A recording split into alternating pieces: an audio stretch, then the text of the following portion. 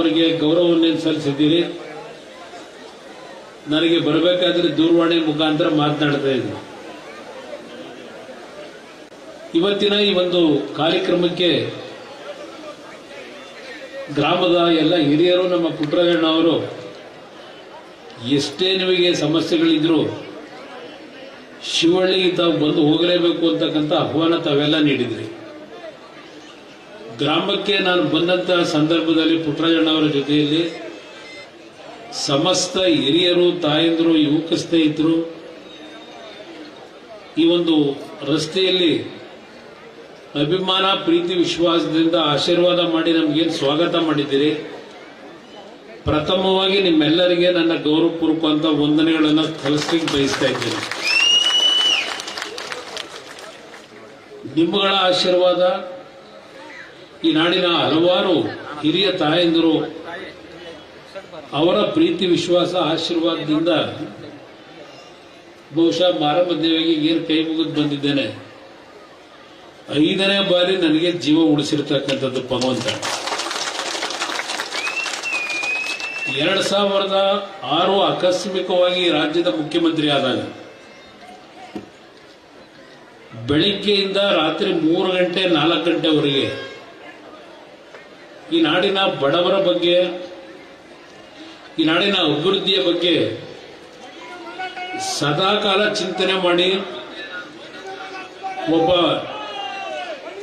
ಜನಸಾಮಾನ್ಯರ ಮುಖ್ಯಮಂತ್ರಿ ಅಂತಕ್ಕಂಥ ರೀತಿಯಲ್ಲಿ ನಿಮ್ಮ ಒಂದು ಆಶೀರ್ವಾದ ಪ್ರಥಮವಾಗಿ ನನಗೆ ರಾಮನಗರದ ಜನ ನೀಡಿದರು.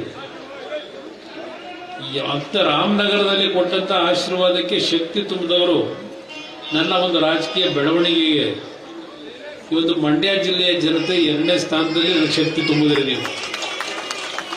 ನಾನು ಬಂದಂತ ಎಲ್ಲಾ ಸಂದರ್ಭದಲ್ಲಿ ಮದುವೆಗಳಿರ್ಬೋದು, ಹಲವಾರು ಕಾರ್ಯಕ್ರಮಕ್ಕೆ ಬಂದಾಗ ಕುಟುಂಬದ ಒಬ್ಬ ಮಗನೋ ಅಣ್ಣನೋ ಬಂದಿದ್ದಾನೆ ಅಂತಕ್ಕಂಥ ರೀತಿಯಲ್ಲಿ ನನಗೆ ಗೌರವ ಸಲ್ಲಿಸಿರ್ತಕ್ಕಂಥ ಒಂದು ಜಿಲ್ಲೆ ಇದೆ. ಬಹಳ ಚರ್ಚೆಗಳು ನಡೀತದೆ. ನಾನು ಹಿಂದಿನ ಆಡಳಿತದಲ್ಲಿ ಇದ್ದಂಥ ಕೆಲವೇ ಅವಧಿಯಲ್ಲಿ ಮಾಡಿದಂಥ ಯೋಜನೆಗಳ ಬಗ್ಗೆ ಚರ್ಚೆ ಮಾಡಲ್ಲ.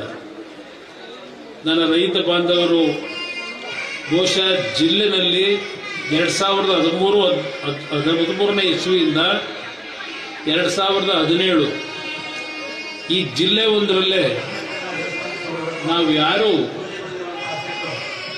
ಕನಸು ಮನಸ್ಸಿನಲ್ಲೂ ಎಣಿಸ್ಲಿಕ್ಕೆ ಸಾಧ್ಯ ಇಲ್ಲ. 200 ಕುಟುಂಬದಲ್ಲಿ ನನ್ನ ರೈತ ಬಾಂಧವರು ಆತ್ಮಹತ್ಯೆ ಮಾಡಿಕೊಂಡಂಥದ್ದು. ಬಹುಶಃ ನಾನು 200 ಕುಟುಂಬದ ಮನೆಗಳಿಗೂ ಭೇಟಿ ಕೊಟ್ಟಿದ್ದೇನೆ. ಆ ಸಂದರ್ಭದಲ್ಲಿ 200 ಕುಟುಂಬಕ್ಕೂ ನಮ್ಮ ಕೈಲಾದ ಮಟ್ಟಿಗೆ ವೈಯಕ್ತಿಕವಾಗಿ ಆ ಕುಟುಂಬದ ನನ್ನ ಸಹೋದರಿಯರು, ತಾಯಂದಿರ ಬದುಕಿಗೆ ಕೆಲವು ನೆರವುಗಳನ್ನ, ಸಣ್ಣ ಪುಟ್ಟ ನೆರವನ್ನು ಕೊಟ್ಟಿದ್ದೇವೆ. ಆ ಸಂದರ್ಭದಲ್ಲಿ ನಾನು ಹೇಳಿದ್ದೆ, ಈ ನಾಡಿನ ನನ್ನ ರೈತ ಬಂಧುಗಳು ಒಂದು ಬಾರಿ ನನಗೆ ಅಧಿಕಾರವನ್ನು ಕೊಟ್ಟರೆ ನನ್ನ ರೈತರು ಮಾಡಿರ್ತಕ್ಕಂಥ ಬ್ಯಾಂಕಿನ ಸಾಲ ಇರ್ಬೋದು, ರಾಷ್ಟ್ರೀಕೃತ ಬ್ಯಾಂಕು, ಸಹಕಾರಿ ಬ್ಯಾಂಕಿನ ಸಾಲವನ್ನು ಮನ್ನಾ ಮಾಡ್ತೀನಿ ಅಂತಕ್ಕಂಥ ಒಂದು ಘೋಷಣೆಯನ್ನು ಮಾಡಿದ್ದೆ. ಆ ಸಂದರ್ಭದಲ್ಲಿ ಮಂಡ್ಯ ಜಿಲ್ಲೆಯಲ್ಲಿ 7ಕ್ಕೆ 7 ಸ್ಥಾನಗಳನ್ನು ನೀವು ಆಶೀರ್ವಾದ ಮಾಡಿ ಗೆಲ್ಲಿಸ್ಕೊಟ್ರಿ. ನೀವು ಕೊಟ್ಟಂತಹ ಶಕ್ತಿ ನನಗೆ ಅವತ್ತು ಬಂದಂಥದ್ದು ಕೇವಲ 38 ಸ್ಥಾನ, 224 ವಿಧಾನಸಭಾ ಕ್ಷೇತ್ರಗಳಲ್ಲಿ. ಪ್ರಮುಖವಾಗಿ ಈ ಜಿಲ್ಲೆಯ ಜನತೆ ತಾವೇನು ಆಶೀರ್ವಾದ ಮಾಡಿದ್ರಿ ಸಂಪೂರ್ಣವಾಗಿ ಕುಮಾರಣ್ಣ ಮುಖ್ಯಮಂತ್ರಿ ಆಗಬೇಕು ಅಂತ. ಆ ಸಂದರ್ಭದಲ್ಲಿ ಇದ್ದಂಥದ್ದು ನಾನು 14 ತಿಂಗಳು ಯಾವುದೇ ಅಪರಾಧ ಮಾಡದೇ ಇದ್ದರೂ ನನ್ನನ್ನು 14 ತಿಂಗಳಲ್ಲಿ ಅಧಿಕಾರದಿಂದ ಅಸ್ಥಿರಗೊಳಿಸೋದು. ಆ 14 ತಿಂಗಳ ಒಳಗೆ ನಾನೇನು ನನ್ನ ರೈತರಿಗೆ ಮಾತು ಕೊಟ್ಟಿದ್ದೆ. ಸ್ವತಂತ್ರವಾದ ಸರ್ಕಾರ ನನ್ನ ಕೈ ಇಲ್ಲದೆ ಇದ್ರು, ಸಹಕಾರ ಇಲ್ಲದೆ ಇದ್ರು, ಅವತ್ತಿನ ಪಕ್ಷದ ಏನೋ ಒಂದು ಸರ್ಕಾರ ಮಾಡಬೇಕು ಅಂತ ಬಂದವರೇ ಅವರು. ನಾನು ನನ್ನ ರೈತರ ಸಾಲವನ್ನ ಮನ್ನಾ ಯಾಕೆ ಮಾಡ್ಲಿಕ್ಕೆ ಸಾಧ್ಯ ಇಲ್ಲ ಅದನ್ನ ಸಾಬೀತು ಮಾಡಬೇಕು ಅಂತ ಕೊನೆಗೆ ತಲೆಬಾಗಿಯನ್ನು ಸರ್ಕಾರ ಮಾಡಿದೆ. 25,000 ಕೋಟಿ ರೂಪಾಯಿಗಳನ್ನ 14 ತಿಂಗಳಲ್ಲಿ ಹೊಂದಿಸಿ ಹಲವಾರು ಕುಟುಂಬದಲ್ಲಿ 2 ಲಕ್ಷ, 3 ಲಕ್ಷ, 10 ಲಕ್ಷ ರೂಪಾಯಿಗಳವರೆಗೆ ಸಾಲ ಮನ್ನಾ ಆದಂತ ಹಲವಾರು ಘಟನೆಗಳು ನಾನು ನೋಡಿದ್ದೇನೆ. ಹಾವೇರಿ ಜಿಲ್ಲೆನಲ್ಲಿ ನಾವು ಸಾಲ ಮನ್ನಾ ಮಾಡಿದಂಥ ದುಡ್ಡಿನಲ್ಲಿ ಮನೆ ಕಟ್ಕೊಂಡಿರ್ತಕ್ಕಂಥದ್ದು ನನ್ನ ಗಮನಕ್ಕೆ ತಂದರು. ಅವತ್ತು ಸಾಲ ಮನ್ನಾದಲ್ಲಿ ಮಂಡ್ಯ ಜಿಲ್ಲೆ ಒಂದು ಜಿಲ್ಲೆಗೆ ಸುಮಾರು 800 ಕೋಟಿ ರೈತರ ಸಾಲ ಮನ್ನಾ ಆಗಿದೆ. 800 ಕೋಟಿ. ಕೆಲವರು ಪಾಪ ಚರ್ಚೆ ಮಾಡ್ತಾರೆ, ನಮ್ಮ ಹಳೆ ಸ್ನೇಹಿತರುಗಳು, ವಿರೋಧಿಗಳು, ಏನ್ ಮಾಡಿದ್ದಾನೆ ಕುಮಾರಸ್ವಾಮಿ, ದೇವೇಗೌಡರು ಏನ್ ಮಾಡಿದ್ರು, ಜನತಾದಳ ಏನ್ ಮಾಡಿದೆ. ಜನತಾದಳನ ಮಂಡ್ಯ ಜಿಲ್ಲೆಯಿಂದ ಒದ್ದು ಹೊರಗಾಕೋವರೆಗೂ ಈ ಜಿಲ್ಲೆ ಜನಕ್ಕೆ ನೆಮ್ಮದಿ ಇರುವಂತೆ ಮೊನ್ನೆ ಮಾತನಾಡಿದ್ದಾರೆ. ಭಗವಂತ ಅವರಿಗೆ ಒಳ್ಳೆ ಸದ್ಬುದ್ಧಿಗಳು ಕೊಡ್ಲಿ ಅಂತಕ್ಕಂಥದ್ದು ಪ್ರಾರ್ಥನೆ ಮಾಡ್ತೀನಿ. ಆದ್ರೆ ಒಂದು, ಇಲ್ಲಿ ನೆರೆದಿರ್ತಕ್ಕಂಥ ನನ್ನ ತಾಯಂದಿರು ನನಗೆ ಜನ್ಮ ಕೊಟ್ಟಿಲ್ಲದೆ ಇರಬಹುದು, ಆದರೆ ನನ್ನ ತಾಯಿ ನನಗೆ ಜನ್ಮ ಕೊಟ್ಟಿದ್ದಾರೆ. ಆ ಸ್ಥಾನದಲ್ಲಿ ನೀವೆಲ್ಲ ಇದ್ದೀರಿ, ನನ್ನ ಸಹೋದರಿಯರಿದ್ದೀರಿ ಅಂತಕ್ಕಂಥದ್ದು ಈ ಸಂದರ್ಭದಲ್ಲಿ ನಾನು ಹೇಳ್ತಕ್ಕಂಥದ್ದು.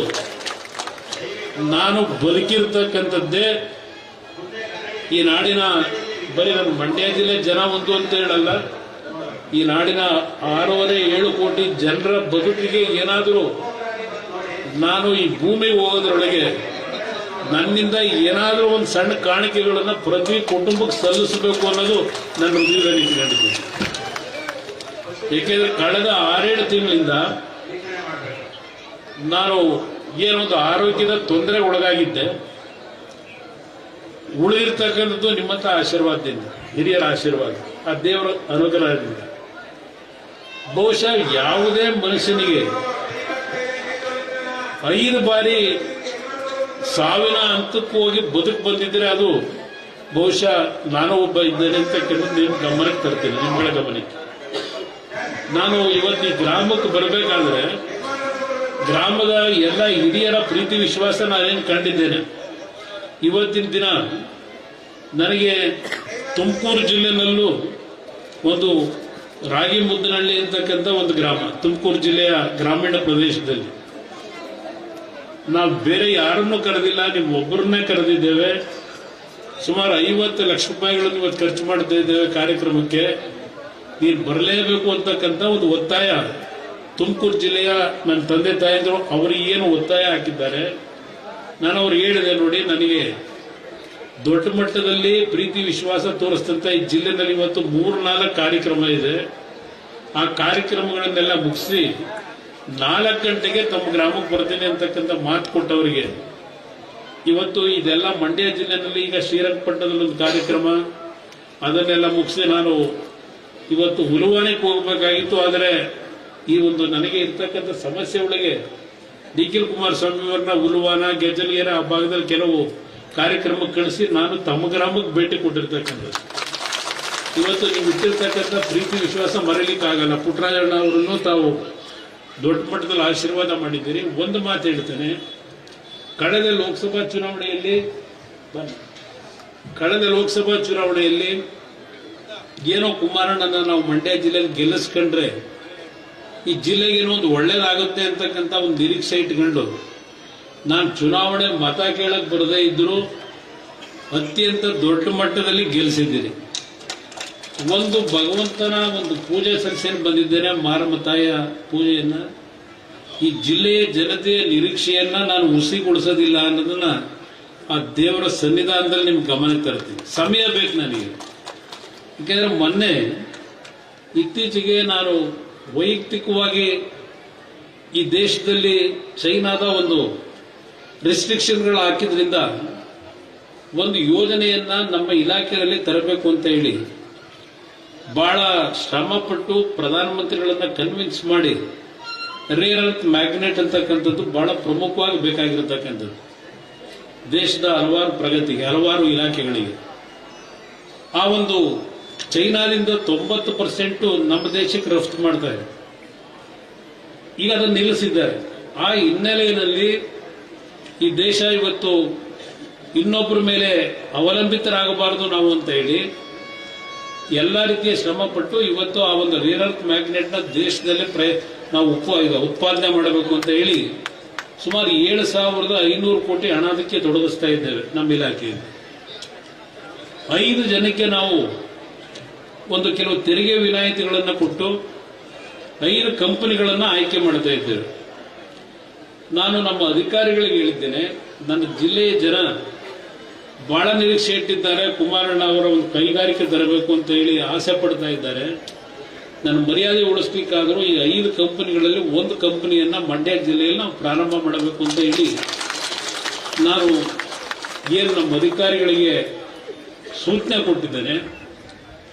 ಮೊನ್ನೆ ಒಂದು ವಾರದಿಂದ ಒಂದು ಕಂಪನಿಯವರು ಬಂದರು ನನ್ನ ಹತ್ರ.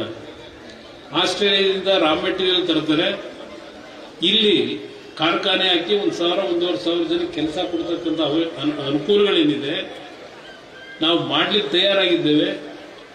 ಆದರೆ ನಾವು ಇಲ್ಲಿಯ ಸರ್ಕಾರದ ನಡವಳಿಕೆಗಳನ್ನೇ ನೋಡಿದ್ದೇವೆ. ಆಂಧ್ರ ಪ್ರದೇಶದಲ್ಲಿ ಸಮುದ್ರದ ಪಕ್ಕದಲ್ಲಿ ಏನೋ ಒಂದು ಅಲ್ಲಿ ವಿಶಾಖಪಟ್ಟಣದಲ್ಲಿ ಈಗಾಗಲೇ ನಾನೇನು ಕೈಗಾರಿಕೆಗೆ ಅವಕಾಶ ಕಲ್ಪಿಸ್ಕೊಟ್ಟೆ. RINL ಅಂತಕ್ಕಂಥ ಒಂದು ಸ್ಟೀಲ್ ಇಂಡಸ್ಟ್ರಿ ನಡೀತಾ ಇದೆ.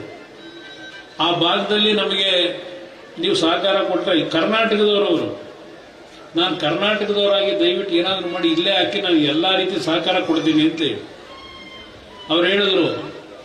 ನಮಗೆ ನೀವು ವಿಶಾಖಪಟ್ಟಣದ ಭಾಗದಲ್ಲಿ ಆಂಧ್ರ ಪ್ರದೇಶದಲ್ಲಿ ಅನುಕೂಲ ಮಾಡಿಕೊಟ್ರೆ ನಮಗೆ ಸ್ವಲ್ಪ ಲಾಭ ಜಾಸ್ತಿ ಬರ್ತದೆ, ನಮ್ಗೆ ಅಲ್ಲಿ ಏನಾದರೂ ಮಾಡಿ ಸಹಕಾರ ಕೊಡಿ ಅಂತ ನಮ್ಮ ಕರ್ನಾಟಕದವರು ಬಂದನದು.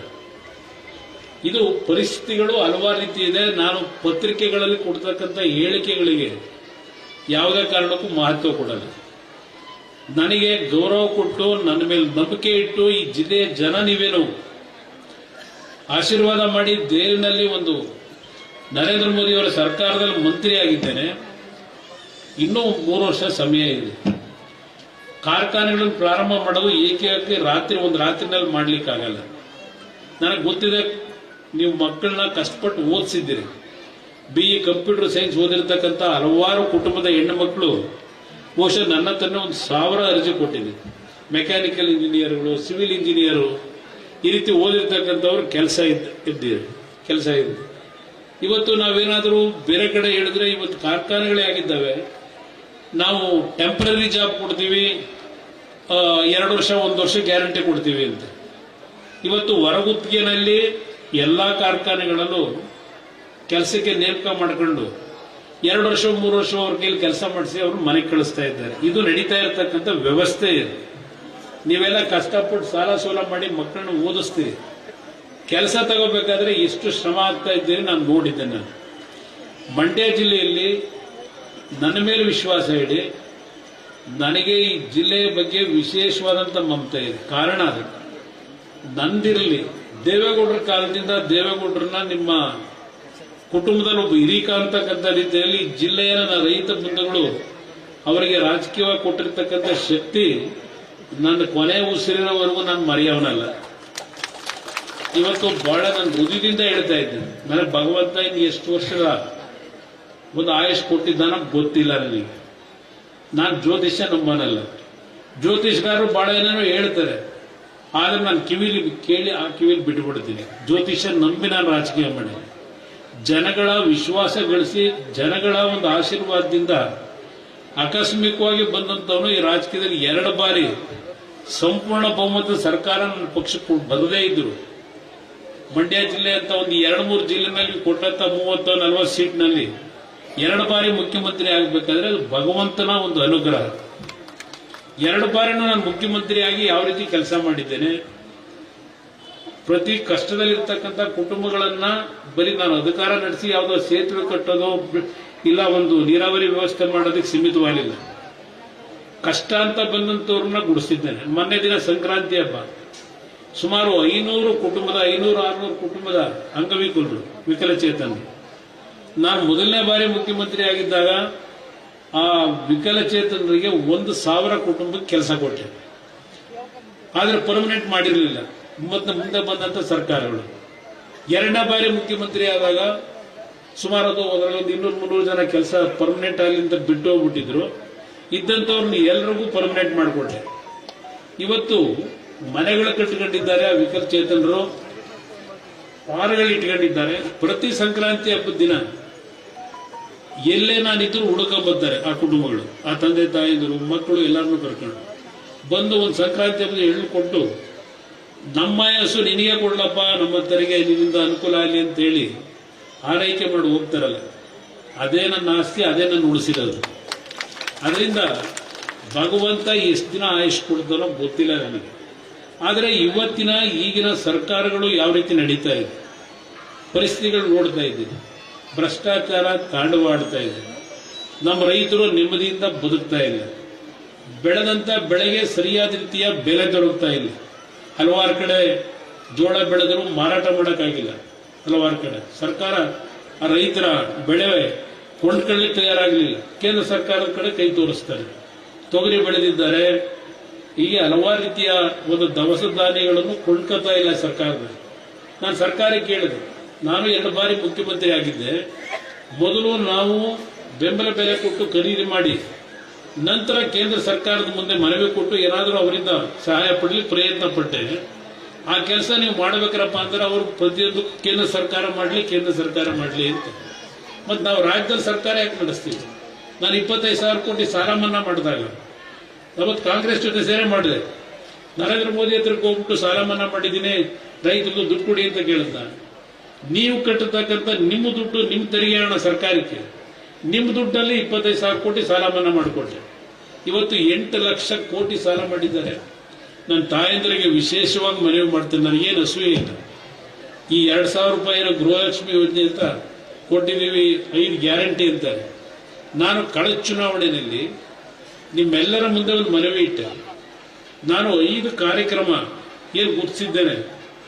ಒಂದು ಅವಕಾಶವನ್ನ ನನ್ನ ಪಾಲಿಗೆ ನೀವು ದಯಪಾಲಿಸಿದರೆ ಈ ನಾಡಿನ ಜನ, ಪ್ರತಿ ಕುಟುಂಬಗಳು ಯಾವ ರೀತಿ ನೆಮ್ಮದಿಯಿಂದ ಬದುಕಬೇಕು ಈ 5 ಕಾರ್ಯಕ್ರಮದ ಮುಖಾಂತರ. ಪ್ರತಿ ಮಕ್ಕಳಿಗೆ ಬಡವ ಇರಲಿ ಶ್ರೀಮಂತ ಇರಲಿ ಅವರಿಗೆ ಉಚಿತವಾದಂಥ ಶಿಕ್ಷಣ ಕನ್ನಡ ಮತ್ತು ಇಂಗ್ಲಿಷ್ ಮೀಡಿಯಂನಲ್ಲಿ 12ನೇ ತರಗತಿಯವರಿಗೆ ಸರ್ಕಾರವೇ ಸಂಪೂರ್ಣ ಜವಾಬ್ದಾರಿ ತಗೊಂಡು ಇವತ್ತು ಪ್ರತಿ ಗ್ರಾಮ ಪಂಚಾಯಿತಿ ಕೇಂದ್ರದಲ್ಲಿ ಒಂದು ಶಾಲೆ ಪ್ರಾರಂಭ ಮಾಡ್ತೀನಿ. ಅದರ ಜೊತೆಗೆ ಪ್ರತಿ ಗ್ರಾಮ ಪಂಚಾಯಿತಿಯಲ್ಲಿ ಒಂದು 30 ಬೆಡ್ಡಿನ ಆಸ್ಪತ್ರೆ. ಪ್ರತಿ ಸಂದರ್ಭದಲ್ಲಿ ಜಿಲ್ಲಾ ಕೇಂದ್ರಗಳಿಗೆ ನೀವು ಹೋಗಬೇಕಾಗಿಲ್ಲ. ಮನೆಯ ಮುದ್ದೆನೇ ಗ್ರಾಮ ಪಂಚಾಯಿತಿ ಕೇಂದ್ರದಲ್ಲೇ ನಿಮಗೆ ಎಲ್ಲಾ ರೀತಿಯ ಆರೋಗ್ಯದ ತಪಾಸಣೆಗಳು ಉಚಿತವಾಗಿ ದೊರಕಬೇಕು ಅಂತಕ್ಕಂಥ ಒಂದು ಯೋಜನೆ.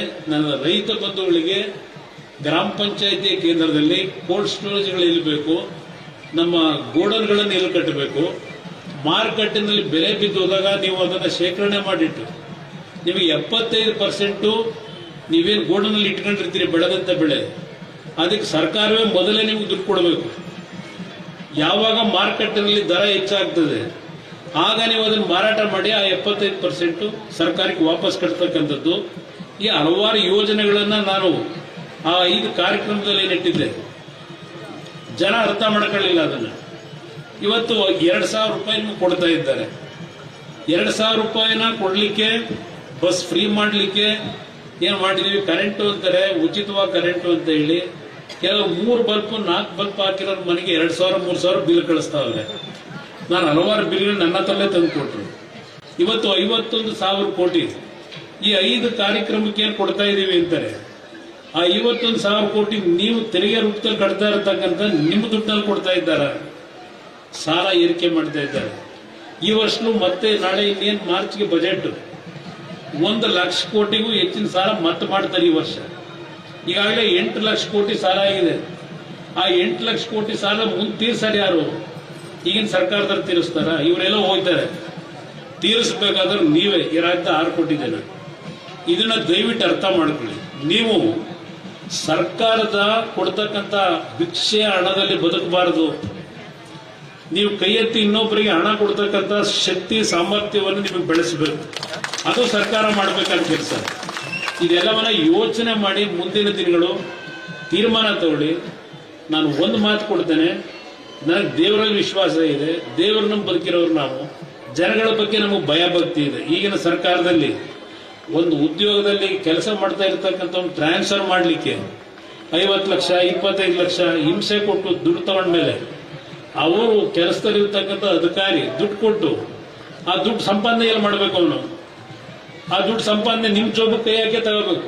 ನೀವೇನು ಸರ್ಕಾರದ ಏನೋ ಕೆಲಸಕ್ಕೆ ಹೋಗ್ತೀರಿ, ಲಂಚ ಕೊಡದೆ ನೀವು ಕೆಲಸ ಮಾಡಿಸ್ಕೊಳಕ್ಕಾಗಲ್ಲ. ಮೊನ್ನೆ ಅದು ಯಾವುದೋ CL7 ಇಂಥದ್ದು ನಿಮ್ಮ ಈಗ ಹೊಸದಾಗಿ 700 ಹೊಸ ಮಳಿಗೆ ಕುಡಿಯೋದಕ್ಕೆ ತೆಗೆಸ್ಬೇಕು ಅಂತೇಳಿ ಹೊರಟ್ರಲ್ಲ, ಯಾವುದೋ ಒಂದು ಲೈಸೆನ್ಸ್ 2.5 ಕೋಟಿ ಡಿಮ್ಯಾಂಡ್ ಇಡ್ತಾರೆ ಅಂದ್ರೆ ಈ ಸರ್ಕಾರ ಅಂತ ಕರೀತೀರಾ ಇದನ್ನ?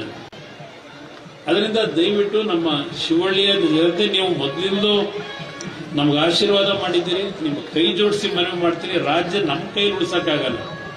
ಈ ರಾಜ್ಯ ಉಳಿಬೇಕಾದ್ರೆ ಅತ್ಯಂತ ಉತ್ತಮವಾದಂತ ರಾಜ್ಯ ಇದೆ. ದುಡ್ಡಿದೆ, ದುಡ್ಡಿಗೆ ಸಮಸ್ಯೆ ಇಲ್ಲ. ನಾನು ಬೇಕಾದ್ರೆ 5,000 ಕೊಡಬಲ್ಲೆ, ನಾನು ಮುಖ್ಯಮಂತ್ರಿ ಆದ್ರೆ. ಇವ್ರು 2,000 ಏನು ಕೊಡ್ತಾರೆ, 5,000 ಕೊಡಬಲ್ಲೆ. ಅದರಿಂದ ನಿಮ್ ಬದುಕು ಪರ್ಮನೆಂಟ್ ಆಗಿ ಅನುಕೂಲ ಆಗುತ್ತೆ. ನೆನ್ನೆ ಬೆಳಗ್ಗೆ ಒಬ್ಬ ಮಂಡ್ಯದವರ ಒಬ್ಬ ಶಿವಳ್ಳಿ ಮದ್ದೂರು ಕಡೆಯವ್ರು ಬಂದ್ರು. 8 ಲಕ್ಷ ಸಾಲ ಮಾಡೋದು. ಯಾವುದೋ ಒಂದು ಬೆಳೆ, ಶುಂಠಿ ಬೆಳೆ ಬೆಳೆದು ಬೆಲೆ ಕುಸ್ತೋಯ್ತು. ಈಗ 8 ಲಕ್ಷ ಸಾಲ ತೀರಿಸಬೇಕಾಯ್ತಿಲ್ಲ. ಮನೆ ನೋಟಿಸ್ ಕೊಟ್ಟವ್ರೆ, ಏನಾದ್ರೂ ಮಾಡಿ 8 ಲಕ್ಷ ರೂಪಾಯಿ ನೀನು ಹೊಂದಿಸ್ಕೊಡ್ಬೇಕು ಅಂತ ಬಂದಿದೆ. ನಾನು ಆ ರೀತಿ ಮನೆ ಹತ್ರ ಬರ್ತಕ್ಕಂಥವ್ರಿಗೆ 10 ಲಕ್ಷ, 8 ಲಕ್ಷ, 20 ಲಕ್ಷ ಇಂಡಿ ನಾನು ಎಲ್ಲಿ ತಂದು ಕೊಡ್ಲಿ? ಇದು ನಾನು ಪ್ರತಿನಿತ್ಯ ಬರ್ತಕ್ಕಂಥ ಜನ ಎಂತರು ಅನ್ನೋದು ನಿಮ್ ಮುಂದೆ ಹೇಳ್ತಾ ಇದ್ದೀನಿ. ಇಂಥ ಜನಗಳೇ ನನ್ನ ಹತ್ರ ಬರೋದು. ಅದರಿಂದ ಇಂಥ ಒಂದು ಪರಿಸ್ಥಿತಿ ಏನಿದೆ, ಇದಕ್ಕೆ ಶಾಶ್ವತವಾದ ಪರಿಹಾರ ತರಬೇಕಾದ್ರೆ ಈ ನಾಡಿನ ಜನತೆಯ ಬಗ್ಗೆ ಯಾರು ಗೌರವ ಕೊಟ್ಟು ಭಯ ಭಕ್ತಿಯಿಂದ ಆ ಜಾಗದಲ್ಲಿ ಕೂತ್ ಕೆಲಸ ಮಾಡ್ತಾರೆ ಅಂತವ್ರು ನೀವು ಆಯ್ಕೆ ಮಾಡ್ಕೊಂಡು ಕಳ್ಸಿದ್ರೆ ನಿಮ್ ಬದುಕು ಸರಿಯಾಗ್ತದೆ ಅಂತಕ್ಕಂಥದ್ದು ನನ್ನ ಅಭಿಪ್ರಾಯ. ಸ್ವಲ್ಪ ಜಾಸ್ತಿ ಮಾತಾಡಿದ್ದೀನಿ, ನನ್ನ ತಾಯಿದ್ದು ಕ್ಷಮಿಸಿ. ಏಕೆಂದ್ರೆ ನಾನು ಪ್ರತಿನಿತ್ಯ ನೊಂದ್ಕೊಳ್ಳೋದು ಇಲ್ಲಿ ಅಂದ್ರೆ ನೀವೆಲ್ಲ ನೋಡ್ತಾ ಇದ್ದೀರಿ. ಯಾವುದೋ ಒಂದು ಅರ್ಧ ಎಕರೆ, 5 ಗುಂಟೆ, 2 ಗುಂಟೆಗೆ ಜೊತೆಲಿ ಜನ್ಮ ಕೊಟ್ಟಂತ ತಂದೆ ತಾಯಿದ್ರನ್ನೇ ಕೆಲವು ಬಾರಿ ಕೊಲೆ ಆಗ್ತಕ್ಕಂಥದ್ದು, ಜೊತೆಲಿರ್ತಕ್ಕಂಥ ಸಹೋದರನ್ನೇ ಅಣ್ಣನೋ ತಮ್ಮನೋ ಕೊಲೆ ಮಾಡ್ತಕ್ಕಂಥದ್ದು. ಇವತ್ತು ಜನ್ಮ ಕೊಟ್ಟಂತ ತಾಯಿದ್ರನ್ನ ಯಾವ ರೀತಿ ನೋಡ್ತಾ ಇದ್ದಾರೆ, ಒಡ ಹುಟ್ಟಿದ ಸಹೋದರಿಯರನ್ನ ಯಾವ ರೀತಿ ನೋಡ್ತಾ ಇದ್ದಾರೆ. ಇದು ಸಮಾಜದಲ್ಲಿ ನಾವು ದೊಡ್ಡ ಒಂದು ಬೆಳವಣಿಗೆ ನೋಡ್ತಾ ಇದ್ದೀವಿ. ನಮ್ಮ ದೇಶ ಇವತ್ತು ವಿಶ್ವದಲ್ಲೇ ಆರ್ಥಿಕವಾಗಿ 3ನೇ ಸ್ಥಾನಕ್ಕೆ ಬೆಳೀತಾ ಇದ್ದೀವಿ. ಆದರೆ ನಮ್ಮ ಮೂಲ ಸಂಸ್ಕೃತಿಯ ಬಾಂಧವ್ಯ ಇಟ್ಕೊಂಡಿದ್ವಲ್ಲ. ಒಂದು ಕಾಲದಲ್ಲಿ ನಾವು, ಈಗ ನಮ್ಮ ಮಕ್ಕಳಿಗೂ ಗೊತ್ತಾಗಲ್ಲ, ನಾವು ಚಿಕ್ಕ ವಯಸ್ಸಿನಲ್ಲಿದ್ದಾಗ ಹಳ್ಳಿಗಳಲ್ಲಿ ಒಂದೊಂದು ಮನೆಯಲ್ಲಿ 15 ಜನ 20 ಜನ ಇರೋದು. ಊಟಕ್ಕೆ ಒಟ್ಟಿಗೆ ನೆಲದ ಮೇಲೆ ಚಕ್ಕಲ ಬಟ್ಟೆ ಹಾಕೊಂಡು ಕೂತ್ಕೊಂಡು ಗಂಗಳ ಇಟ್ಕೊಂಡು ಊಟಕ್ಕೆ ಕೂತ್ರೆ ಮುಂದ್ಗಡೆ ನಾಯಿ ಒಂದು ಕೂತಿರೋದು, ಅದಕ್ಕೂ 2 ಗುಕ್ಕ ಹಾಕಿ ಹಂಚಿ ಒಂದು ಬಾಂಧವ್ಯದಲ್ಲಿ ಬದುಕ್ತಾ ಇದ್ದಂತ ನಮ್ಮ ಹಳ್ಳಿಗಳ ಪರಿಸ್ಥಿತಿ ನಾವಿವತ್ತು ಎಲ್ಲಿಗೆ ತಂದಿದ್ದೀವಿ? ಆ ಬಾಂಧವ್ಯಗಳ ಇವತ್ತು ನಶಿಸಿ ಹೋಗ್ತಾ ಇದೆ. ಅದಾಗದು ಬೇಡ. ನನ್ನ ತಾಯಂದರು, ನನ್ನ ಸಹೋದರರಿಗೆ ಹೇಳ್ತೀನಿ, ಆ ಬಾಂಧವ್ಯ ಹಳೇದೇನಿತ್ತು ಅದನ್ನ ಮತ್ತೆ ನಮ್ಮ ಗ್ರಾಮಗಳಲ್ಲಿ ನಾವು ನೋಡ್ತಕ್ಕಂಥ ದಿನ ನಾನು ನೋಡಬೇಕು ಅನ್ನೋದು ನನ್ನ ಆಸೆ. ಜೀವನದಲ್ಲಿ ನಾವು ಎಷ್ಟೇ ಸಂಪಾದನೆ ಮಾಡಿದ್ರು ಹೋಗಬೇಕಾದ್ರೆ ಬರೀ ಕೈಲೇ ಹೋಗ್ತೀವಿ. ಜೊತೆಲಿ ಹುಟ್ಟಿರ್ತಕ್ಕಂಥ ತಂದೆ ತಾಯಂದರು, ಸಹೋದರರು ಒಂದು ಹಿಂದಿನ ಇದ್ದಂಥ ಬಾಂಧವ್ಯವನ್ನು ಬೆಳೆಸ್ಕೊಳ್ಳಿ. ದುಡ್ಡುಗೋಸ್ಕರವಾಗಿ, ಆಸ್ತಿಗೋಸ್ಕರವಾಗಿ ಯಾರೋ 4 ಜನ ತಲೆ ಕೆಡಿಸ್ತಾರೆ ಅಂತ ಹೇಳಿ ಕುಟುಂಬಗಳನ್ನ ಹಾಳು ಮಾಡ್ಕೋಬೇಡಿ. ನಿಮಗೆ ಕೈ ಜೋಡಿಸಿ ಮನವಿ ಮಾಡ್ತೇನೆ. ನಮ್ಮ ಹಳೆ ದಿನಗಳೇನಿತ್ತು, ಬಹಳ ಜನ ಹಿರಿಕರು ಕೆಲವರು ಇದ್ದೀರಿ, ಅವತ್ತು ಸಂತೋಷವಾಗಿದ್ದ ದಿನ. ರಾತ್ರಿ 6 ಗಂಟೆಗೆ ಊಟ ಮಾಡಿ ಮಲಗಿದ್ರೆ ಬೆಳಗ್ಗೆ ಎದ್ದು ನೆಮ್ಮದಿಯಿಂದ 5 ಗಂಟೆಗೆ ಹೊರಗೆ ಹೋಗೋರು. ಇವತ್ತು ಆ ಪರಿಸ್ಥಿತಿ ನಾವು ನೋಡ್ಲಿಕ್ಕೆ ಸಾಧ್ಯ ಇಲ್ಲ. ಅದರಿಂದ ನಮ್ಮ ಮೂಲ ಸಂಸ್ಕೃತಿಯ ಬಾಂಧವ್ಯ ಏನಿದೆ ಅದನ್ನು ಉಳಿಸ್ಕೊಳ್ತಕ್ಕಂಥ ಕೆಲಸ ಮಾಡಿ. ದಯವಿಟ್ಟು ನಿಮಗೆಲ್ಲ ಭಗವಂತ ಒಂದು ಸುಖ, ಶಾಂತಿ, ನೆಮ್ಮದಿಯನ್ನು ಕೊಡ್ಲಿ ಅಂತಕ್ಕಂಥ ಪ್ರಾರ್ಥನೆ ಸಲ್ಲಿಸಿ, ಈಗ ಖೇಲೋ ಇಂಡಿಯಾ ಅಂತಕ್ಕಂಥ ಕಾರ್ಯಕ್ರಮದಲ್ಲಿ VC ಫಾರ್ಮ್ನಲ್ಲಿ ನಮ್ಮ ಯುವಕರಿಗೆ ಕ್ರೀಡಾ ಒಂದು ಆಸಕ್ತಿಯನ್ನು ಬೆಳೆಸ್ಕೊಳ್ಳಿಕ್ಕೆ ಅಂತೇಳಿ 14 ಕೋಟಿ ವೆಚ್ಚದಲ್ಲಿ ಸದ್ಯದಲ್ಲೇ ಕಾರ್ಯಕ್ರಮ